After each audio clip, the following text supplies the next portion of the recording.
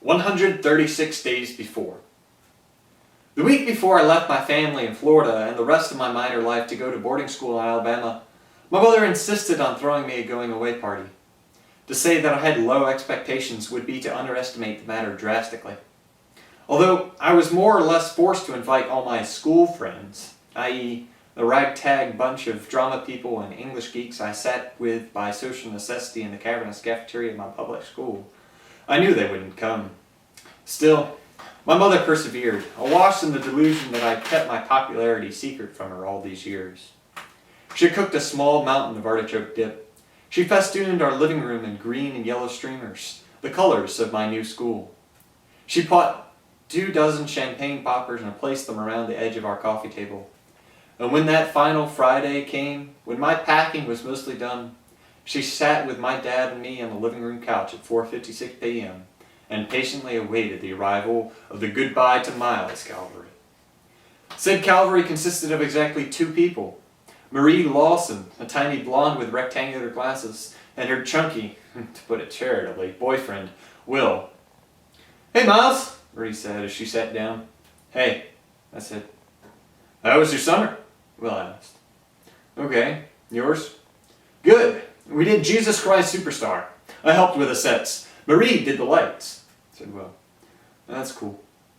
I nodded knowingly, and that about exhausted our conversational topics. I might have asked a question about Jesus Christ Superstar, except that 1, I didn't know what it was, and 2, I didn't care to learn, and 3, I never really excelled at small talk. My mom, however, can talk small for hours, and so she extended the awkwardness by asking them about the rehearsal schedule, and how the show had gone, and whether it was a success. "I guess it was," Marie said. "A lot of people came, I guess." Marie was the kind of person to guess a lot.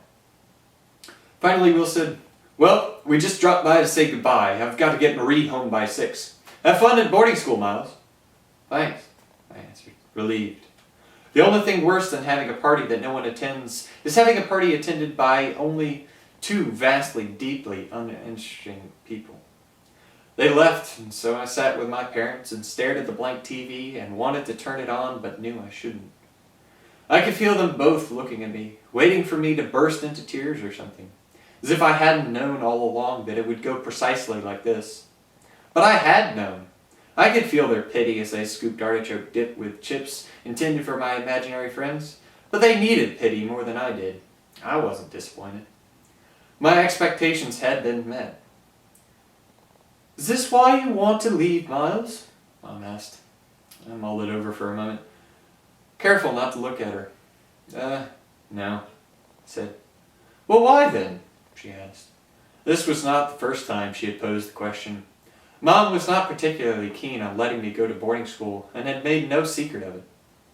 "Because of me?" my dad asked.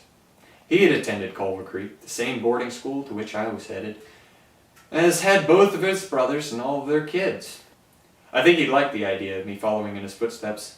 My uncles had told me stories about how famous my dad had been on campus for having simultaneously raised hell and aced all of his classes. That sounded like a better life than the one I had in Florida.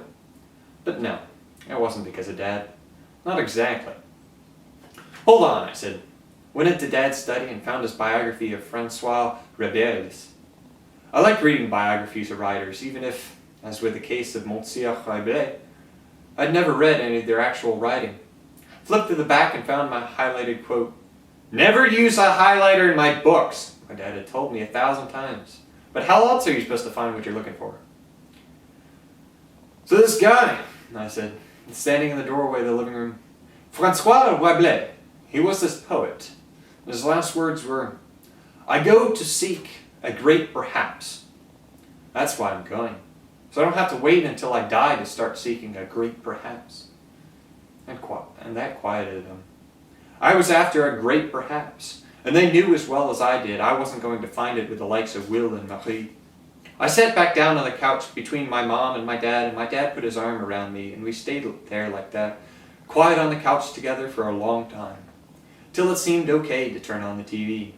Then we ate artichoke dip for dinner and watched the History Channel, and as going-away parties go, it certainly could have been worse.